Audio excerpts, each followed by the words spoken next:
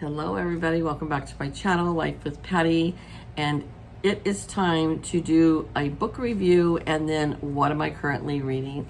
Now I have been doing this with Handmade by Bobbi Jo, and I have not uploaded I think for 2 weeks, and Bobbi Jo has. It's not an actual collab, we just thought okay, we should both upload on Mondays. And sometimes we can't get to it on Mondays. It becomes later in the week, but that's okay. So anyways, go over and visit Bobbi Jo. She reads several books at a time, and it's always interesting to hear what she's reading. Okay, so for my book review, I will start out with my book that I just finished by Danielle Steel called Invisible.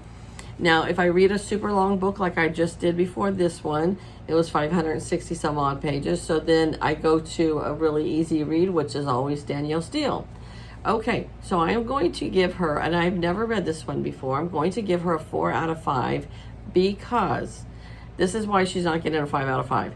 Because I've read so many of Danielle Steel's books that part of it becomes predictable with her. And so I nailed it every time. I was like, oh, this is going to happen, this is going to happen, because she is predictable. And if you listen to a little bit of her, I mean, if you read into it, you know she's bringing it up to a level what it's going to happen. And maybe that's just because I've read so many of her books, and so they are predictable. But this was a really good book, and it was about a young girl that was raised by basically her father, so slash basically a babysitter. Her mom and dad, her dad was from New York and her mom was from Paris, and her dad had gone over to Paris and he met the mother and he was so intrigued with her. She was kind of a wild thing, and so they got together and she moved to the States, and they seemed happy as can be. And then she got pregnant, and then she wasn't so happy as could be. Jenny, that is enough. So she got pregnant and she had a very hard delivery, and after that she never forgave the child for it. She was mad at the child for hurting her so bad. And hold on, sorry about that. You think our animals run our lives? I think they really do.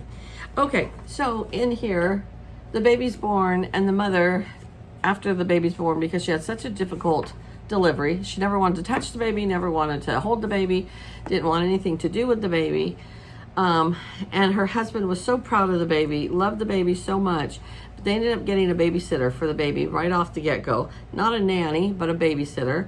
And she came over and took care of Antonia most of the time, because the parents didn't. Well, by the time the daughter was 7 years old, the mother decides she's had enough of this life, and she takes off to go to Los Angeles because she wants to be a movie star.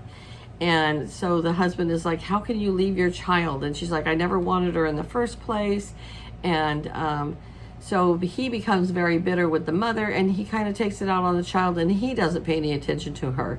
She always gets good babysitters that pay attention to her, but by the time she's 10, she basically is taking care of herself. By the time she's 12, he doesn't even hire a babysitter. She takes care of herself. She loves to go to the movies, and she would go to the movies. That was her little escape, and her father would let her go. And she always said her father provided for her financially all the time, but emotionally, neither of her parents were there for her. A lot of times her parents were fighting, or her dad would be, grouchy when he got home from work.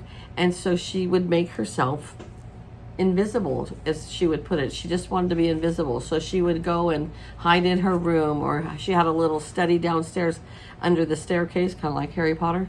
And and she would go down there and just kind of hide because she didn't want to bother her parents at all. And so it goes through her whole life and what happens in her life. I hate to give too much out of it because it takes it all the way till she's in her late 50s. And so I don't want to give you any more of it because I've already spilled out a lot of what happens in her book up to the age of 12. So I'll let you take the other half and go with it and read it if you haven't read it. It's a good book. There's not so much smut like the last one I read. I really did enjoy it. But it was just a little too predictable. It was a good ending, you know, it was kind of a predictable ending. It was like prediction number 3. I knew that was going to happen. There were 3 things that I saw coming, and then it happened. And so that is why I give it a 4 out of 5. But it is a good read, and I would recommend it to anybody who wants to read. I wouldn't say if you don't like this or you don't like that, don't read it, because this is a book that anybody can read. So there it is, Invisible. How many of you have read this, and what did you think of it?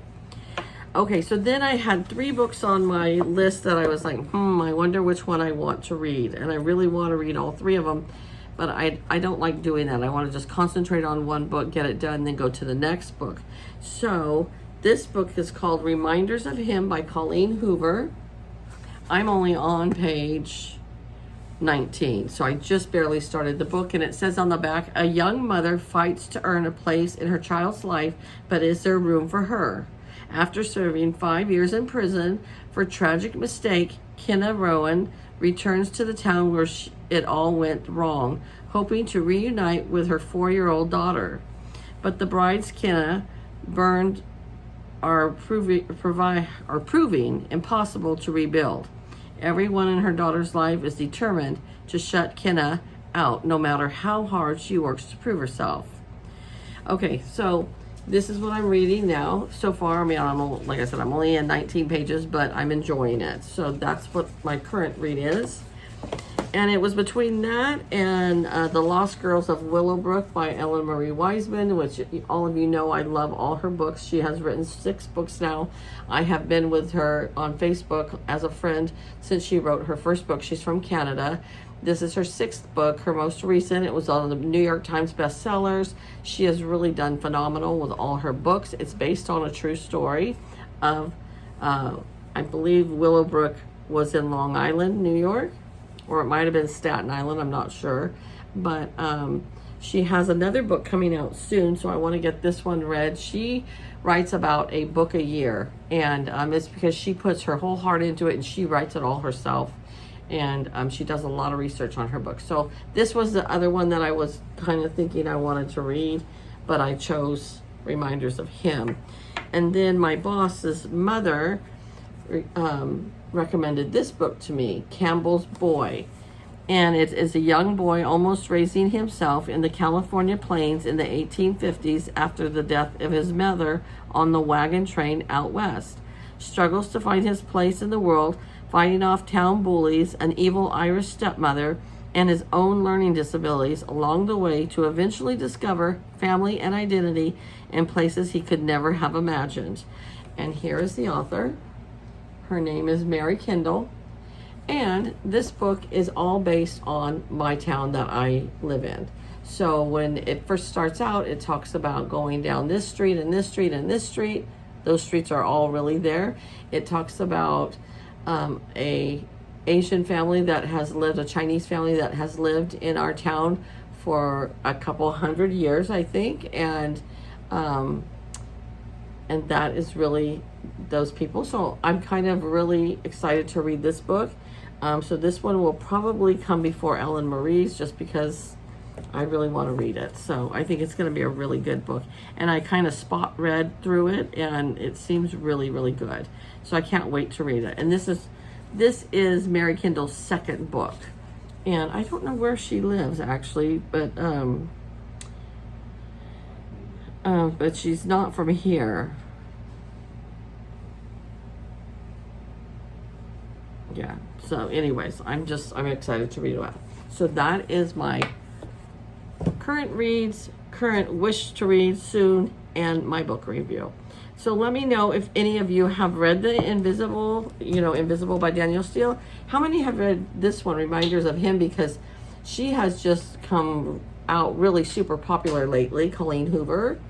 I can't imagine that a lot of you have read this, but maybe you have, and if you have, let me know. And I'm sure a lot of you have read this one, The Lost Girls of Willowbrook. I'm sure a lot of you have read it. So let me know if you have read any of these books, all right? So you guys all have a great day. Take care. Go over and visit Handmade by Bobbi Jo and check out what she's reading for the week. All right? I'll talk to you guys later. Bye-bye.